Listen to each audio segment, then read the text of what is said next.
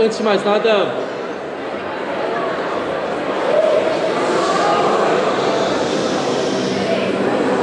obrigado pela presença de todos vocês.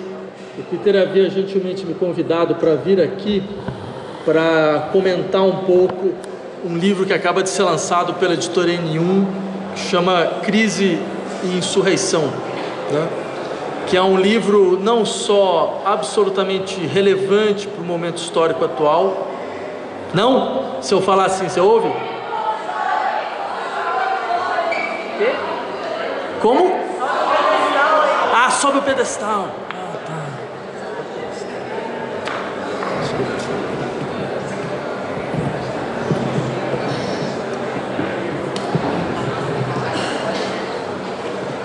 Acho que dá.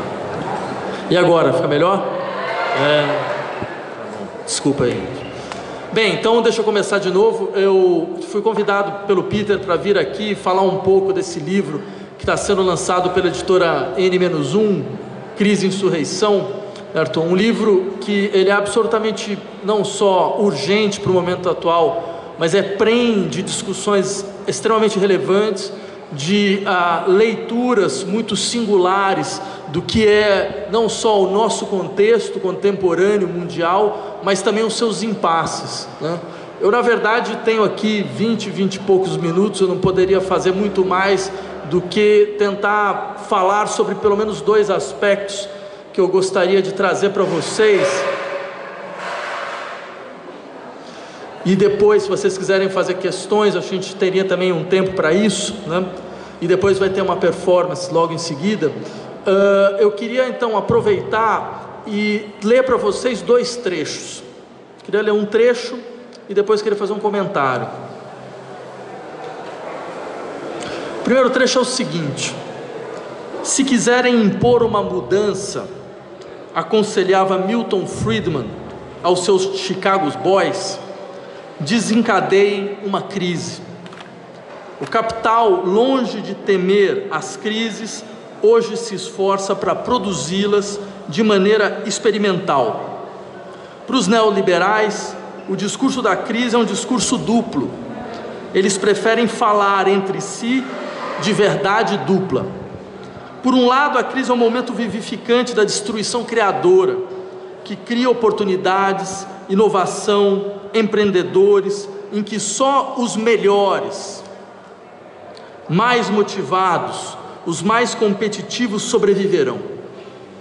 Talvez a mensagem do capitalismo seja, no fundo, a destruição criadora, a recusa de tecnologias obsoletas e de velhos modos de produção em proveito de novos, e a única forma de elevar os níveis de vida. O capitalismo cria um conflito em cada um de nós. Nós somos alternadamente o empreendedor agressivo e o acomodado, que no mais íntimo de si prefere uma economia menos competitiva e estressante, na qual todos ganhariam a mesma coisa. Isso escreve Alan Greenspan, o diretor do Banco Central norte-americano, de 1987 até 2006. Por outro lado, o discurso da crise intervém como um método político de gestão das populações. A reestruturação permanente de tudo, dos organogramas aos programas sociais, das empresas aos bairros, através de uma perturbação constante das condições de existência, é a única forma de organizar a inexistência do partido opositor. A retórica da mudança serve para desmantelar qualquer hábito, quebrar quaisquer laços, desfazer qualquer evidência, dissuadir qualquer solidariedade, manter uma insegurança existencial crônica. Ela corresponde a uma estratégia que se formula nesses termos: prevenir, por via da crise permanente, toda e qualquer crise real. Isso se assemelha na escala do cotidiano à bem conhecida prática contra-insurrecional de desestabilizar para estabilizar, que consiste para as autoridades em suscitar o caos voluntariamente, a fim de tornar a ordem mais desejável do que a revolução. Da microgestão à gestão de países inteiros, manter a população siderada desamparada, numa espécie de estado de choque constante, a partir do qual se pode fazer praticamente o que se quiser com todos e com cada um de nós. A depressão em massa que afeta os gregos hoje, por exemplo, é o produto deliberado da política da Troika e não seu efeito colateral. Vejam, essa primeira parte que eu queria trazer para vocês, vocês percebem claramente não só um diagnóstico de época, mas a consciência do que significa hoje governar.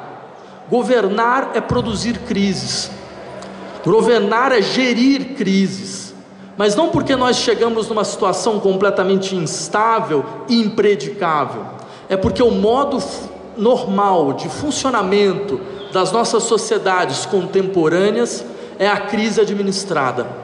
É esse falso movimento, essa percepção de que nós estamos em uma mudança contínua, esta ideia de que há uma mudança contínua e que as crises na verdade são ocasiões para que aqueles que são mais capazes, aqueles que têm maior inventividade, maior espírito de iniciativa, possam então tomar a frente, soltar as rédeas das amarras apodrecidas do Estado, certo? E, na verdade, desenvolver todo o seu potencial.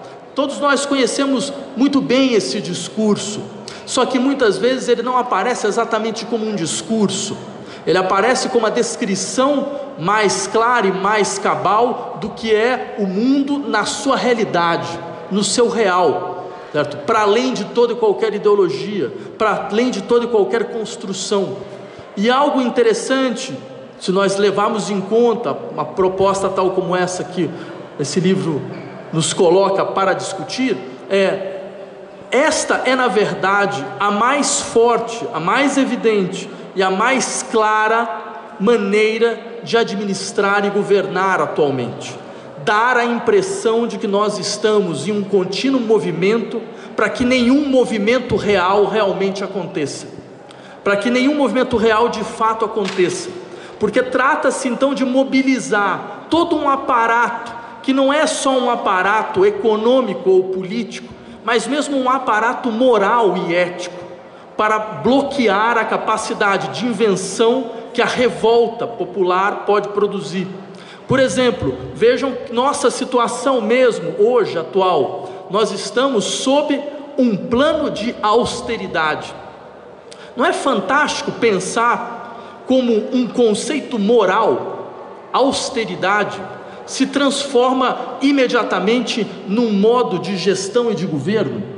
Porque afinal de contas, a princípio, quem poderia ser contra a austeridade, a não ser crianças mimadas, né? Que não conseguem entender, afinal de contas, a importância da restrição, do saber operar com as perdas, do saber lidar com a falta, do saber reconhecer a escassez, do perceber que afinal de contas as contas não fecham, né? As contas não fecham, nada bate. Não é possível que agora a gente vai ter que ensinar matemática, somar, dividir e multiplicar para cada uma dessas pessoas que saem às ruas gritando contra, não é possível, contra a austeridade, certo?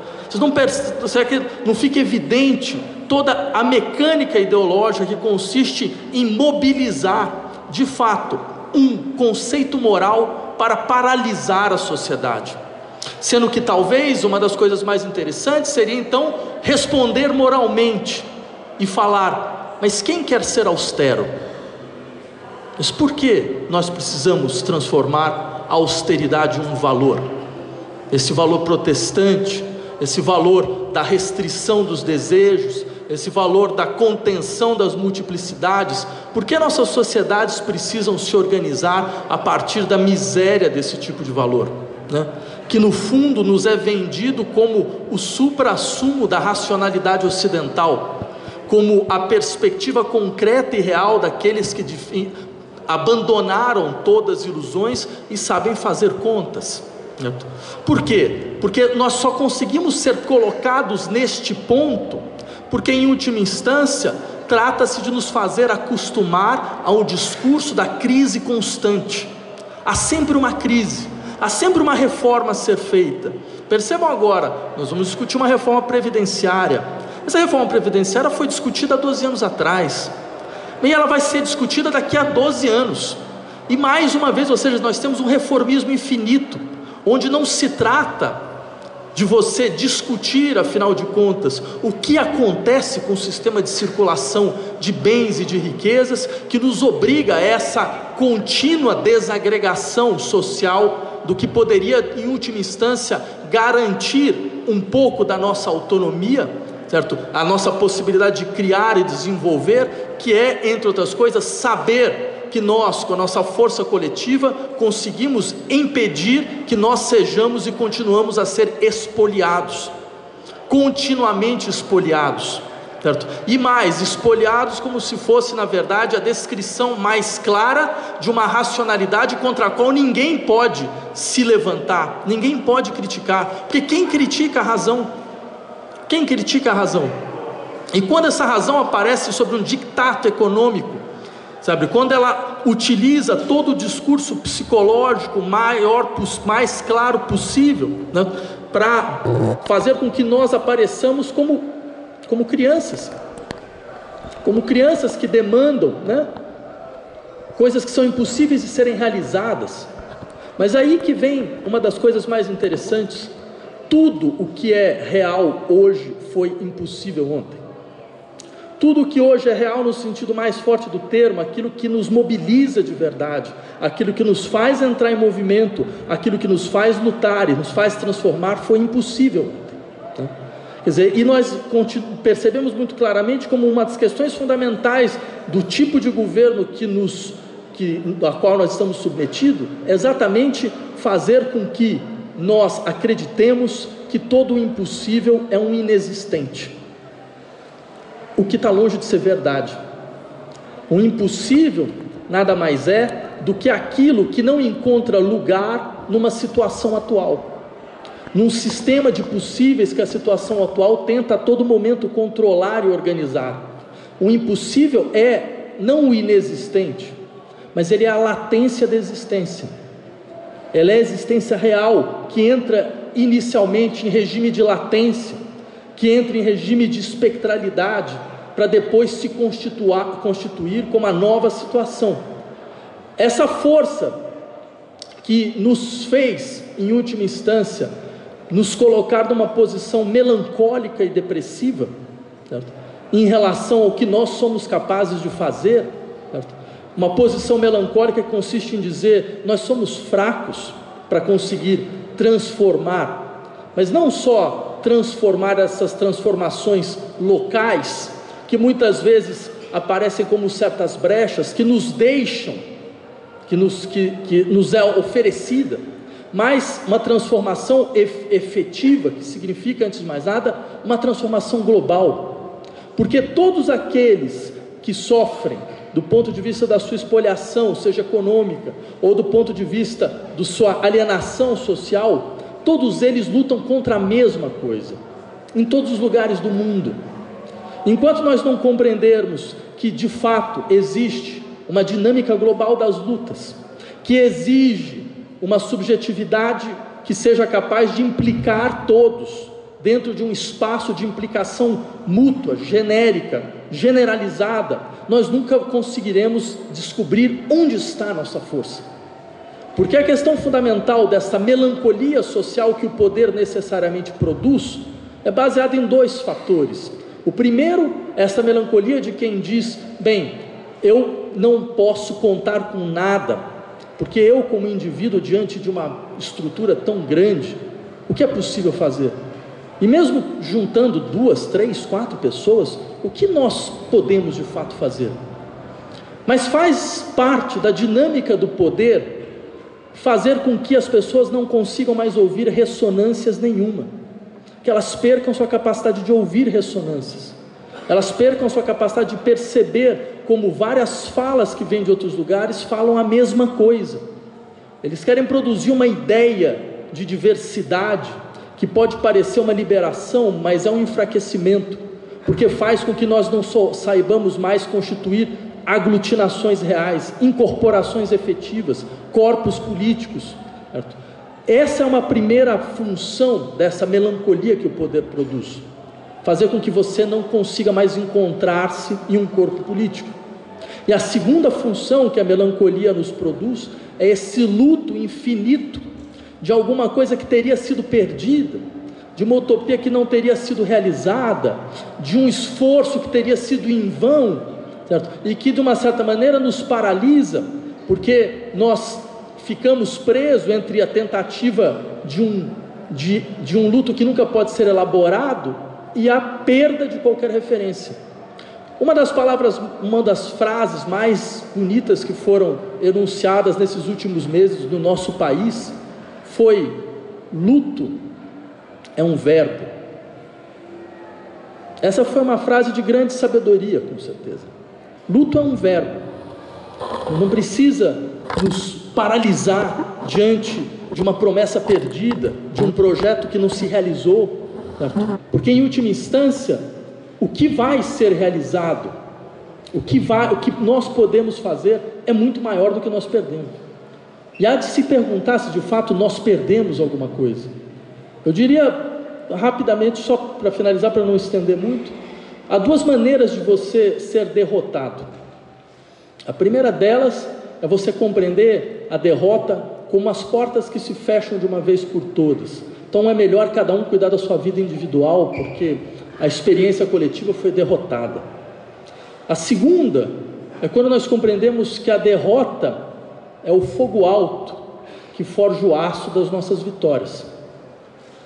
Não há nenhuma vitória que não tenha sido precedida de uma grande derrota. Não há nenhuma vitória efetiva que não tenha sido precedida de uma grande derrota. Porque a grande derrota nos purifica, ela nos retira certos laços que nós não éramos capazes de retirar, e nos faz então focar em um tempo que ainda não ocorreu. Vai de nós, de mais ninguém, escolher qual caminho nós queremos. Ou a derrota que nos paralisará por anos e anos, retirando o que esse país tem de mais impressionante, que é a sua força criativa, sua capacidade de surpreender, sua capacidade de colocar o imprevisto e o improvável em circulação. Ou nós podemos seguir o segundo caminho, que é compreender essa derrota, esse fascismo que aparece, ele não é nada. A gente pode perder o resto da nossa vida atacando pedra nos fascistas. É um belíssimo exercício, é um ótimo esporte, certo? Alimenta todos nós, nossa estrutura narcísica já tão combalida, mas do ponto de vista da efetividade da experiência política, isso não significa absolutamente nada, porque eles têm força, porque nós nos perdemos. Então, se a gente souber de fato de onde está a nossa força, o resto desaparece. A questão fundamental é o que nós temos para oferecer, que forma de vida nós realmente queremos. Nós queremos um acerto aqui, um ajuste ali, outro ajuste acolá, ou nós estamos mesmo nos compreendendo como capazes de criar uma forma de vida nova, com outra experiência do tempo, do espaço, da distribuição, da circulação, dos afetos. Que afetos nós queremos? Os que nós já conhecemos ou os que ainda aparecerão? Se nós tivermos essa consciência, com certeza, essa derrota vai ser só o fogo alto que vai forjar as nossas verdadeiras vitórias. Era isso. Muito obrigado.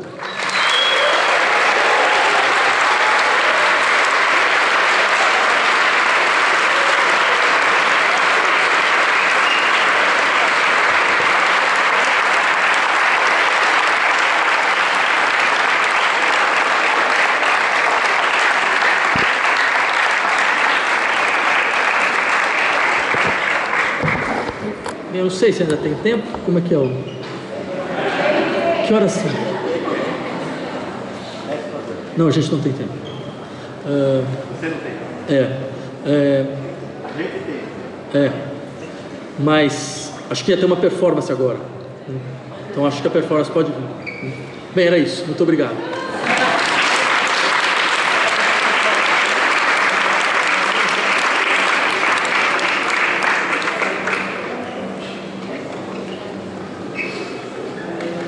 Canta, canta, ó deusa, canta os sofrimentos de Quenimedes, o singular,